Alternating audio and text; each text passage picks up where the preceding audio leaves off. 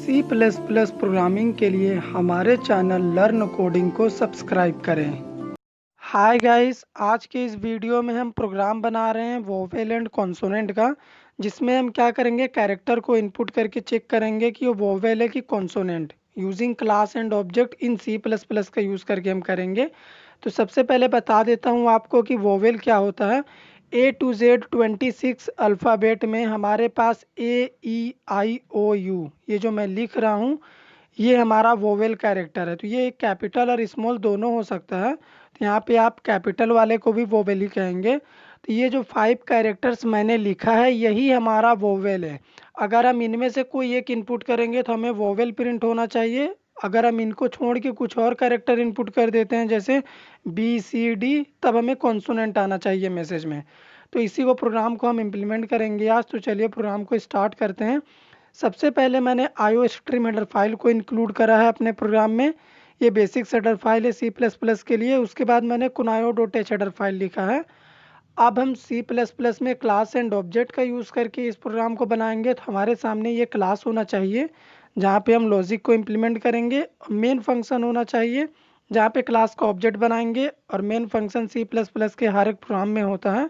ये बिगनिंग और ending point होता है प्रोग्राम का।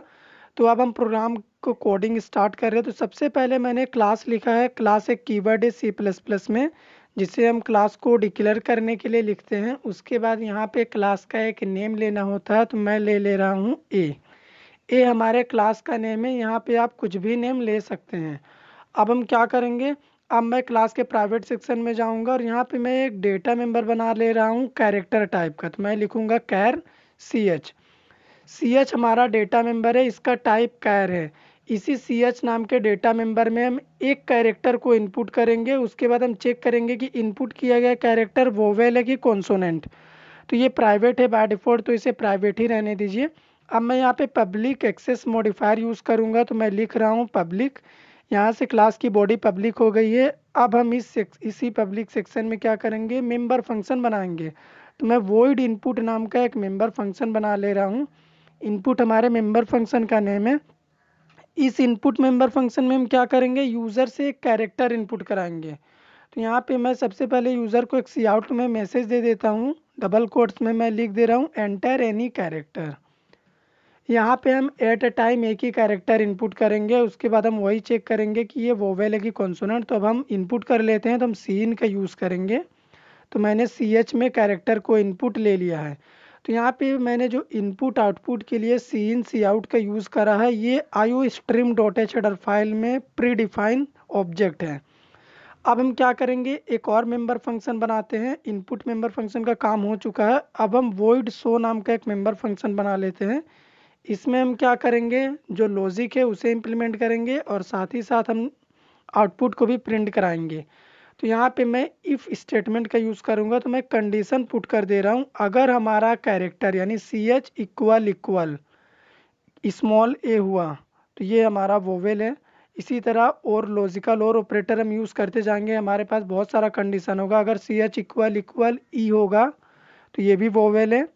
इसी तरह OAEIOU, ये पांचों कैरेक्टर्स को हम यहाँ पे लिख देंगे। तो ये पांचों क्योंकि हमारा वोवेल है, इसीलिए हमें इन पांचों को यहाँ पे लिखना पड़ेगा। इसीलिए मैं लिख दे रहा हूँ IO। अब हमारा लास्ट है U, तो मैं लिख रहा हूँ CH इक्वल U। तो ये हमारा जितना भी वोवेल कैरेक्टर था वो मैंने इफ़ कंडीशन में कंडीशन के थ्रू लिख दिया है। तो इसके लिए हम मैसेज प्रिंट करा देते हैं आउटपुट स्क्रीन में वोवेल।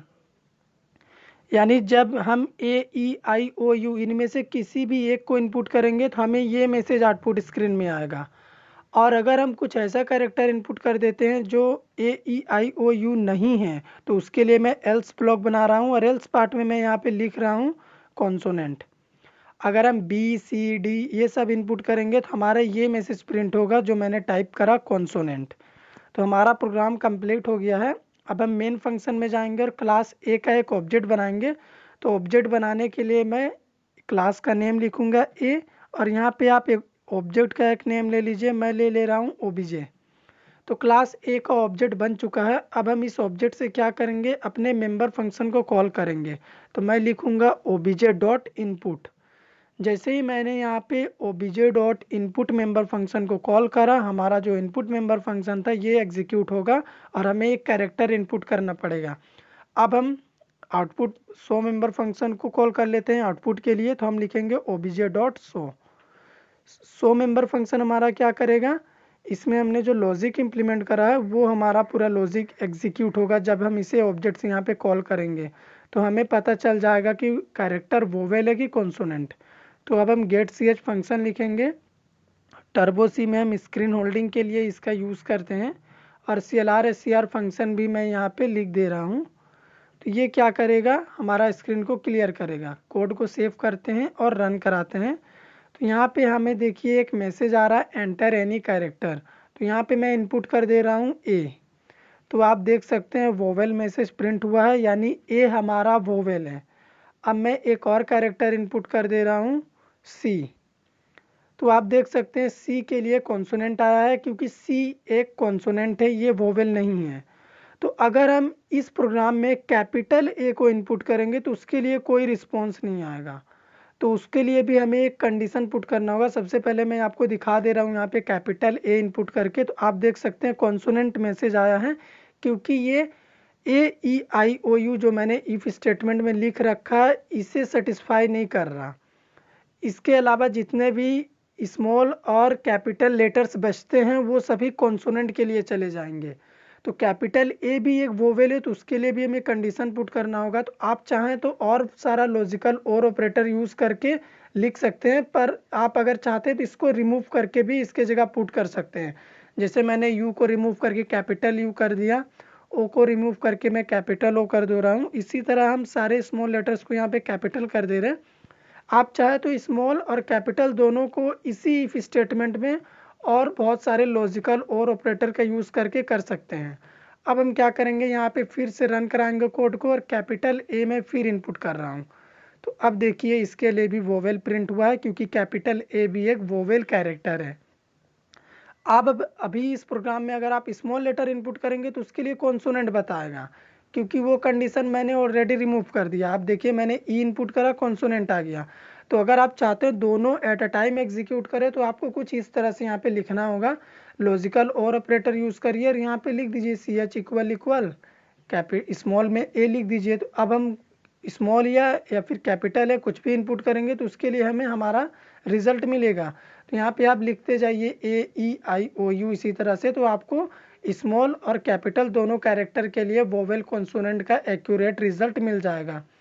तो इस प्रोग्राम में इतना ही। तो इस प्रोग्राम का यूज़ करके आप पता लगा सकते हैं कि आपका जो इनपुट किया गया कैरेक्टर वो वोवेल है कि कॉन्सोनेंट है। अगर आपको हमारा प्रोग्राम अच्छा लगा हो, समझ में आया हो, तो हमारे वीडियो को लाइक करिए, शेयर करिए। चैनल पे नए हैं तो चैनल को सब्सक्राइब कर दीजिए।